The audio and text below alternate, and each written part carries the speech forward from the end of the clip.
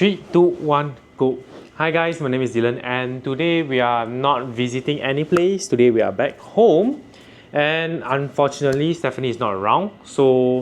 And I just came back from work, came back from renovating, doing some tidying up the house over in Bangsa South. It's not ready yet. Actually, we used 3 days to finish the renovation, but there are some deco items that are not arrived yet due to Raya and some logistic issues, so it got delayed for at least 2 weeks and I cannot really do any updates, so that's an unfortunate thing, but rest assured it's going to be very nice, so I hope.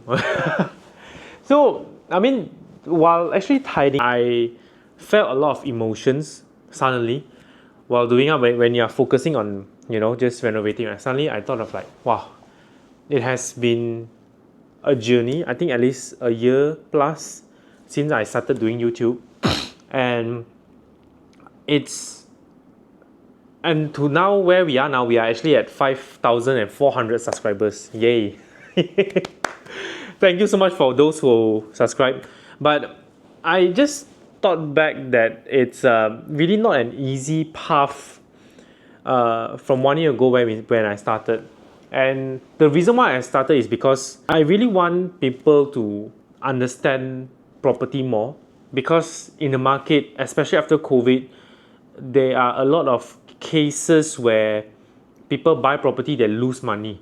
Because before COVID, prior to COVID, right, it's like the market is at a very high price. Everyone is just going in thinking that property can earn money. And when COVID came, boom, straight away, the market got reshuffled in a way. So then a lot of people then have a very bad perception on properties, that they say property in Malaysia don't earn money. So I know that those people who are earning money from property, they actually don't tell people that they are earning money, right?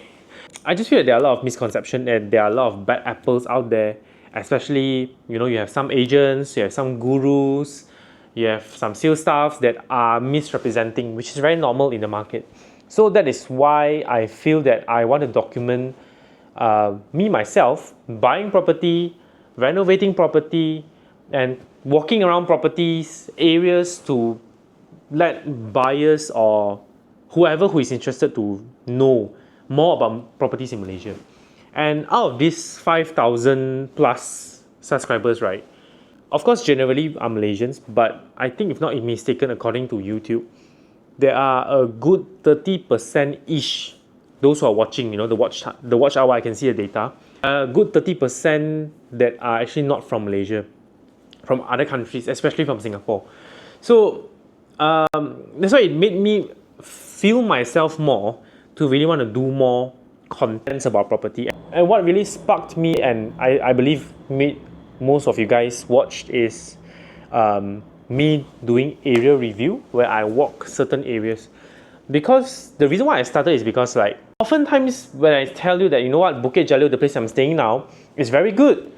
It's very near to where, but it's all just based on Google Map or just based on what I say. And it's very difficult for you to illustrate how the location is. Just thinking, why not I just do a video about Bukit Jalil? And that was the start of everything, and everything's history. So, of course, recently I'm very busy with work. Stephanie is as well. So we sort of slowed down a little bit more on area, and we focused a little bit more on condos, because so fortunate there are viewers like you guys, are so willing to let me review so many condos. So thank you so much. Really, thank you so much for those who gave me your condo to review, to visit.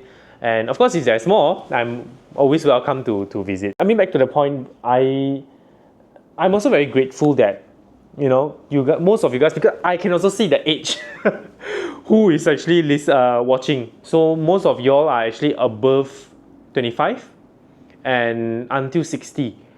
So the majority is like around 30 to 40-ish onwards. That's the main majority, those who are watching. And of course, my view, I'm not saying that my views are like, wow, a lot of views, like 10K is even quite little in market, like 30, 50K, 100K, no. Mine is just like 3, 4K, 2, 3K views, which I'm so grateful that you guys are actually listening to a young lad like me talking about property, because I do know that younger generations are not really interested in property anymore.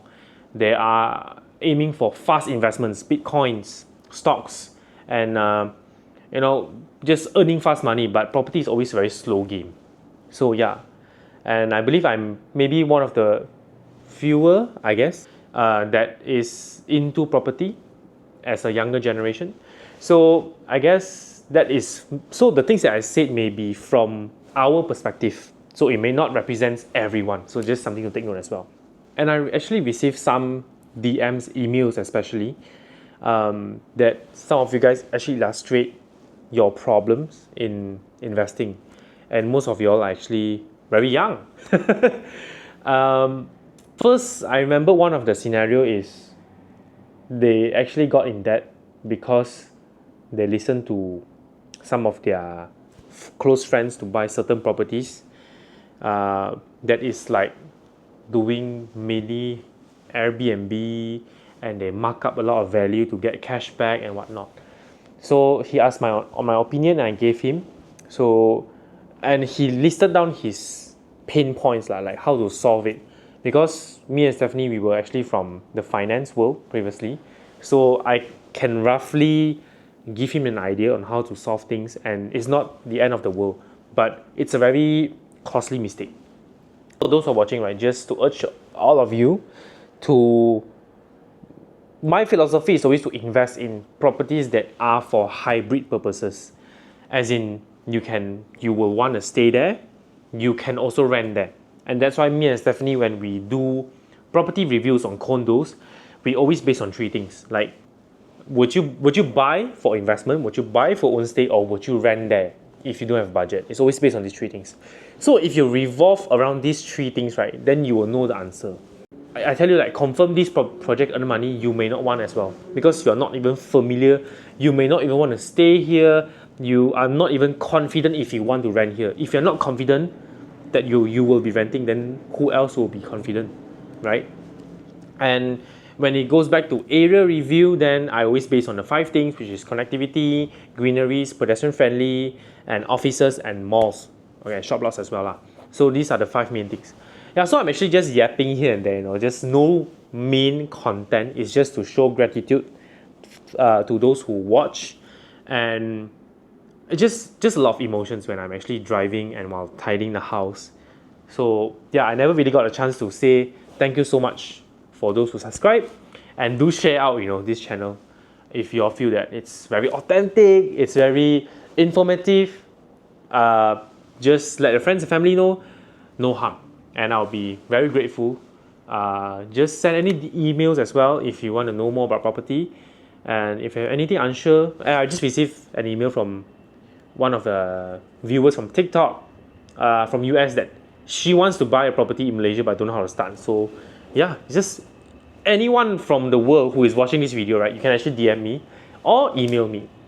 And yeah, I guess that's all about this video. It's a very short one, but it's what I really want to say, and I am not always this expressive. But yeah, this is just me talking. And do like, share this episode, and I'll see you in the next video. Thank you so much. Bye.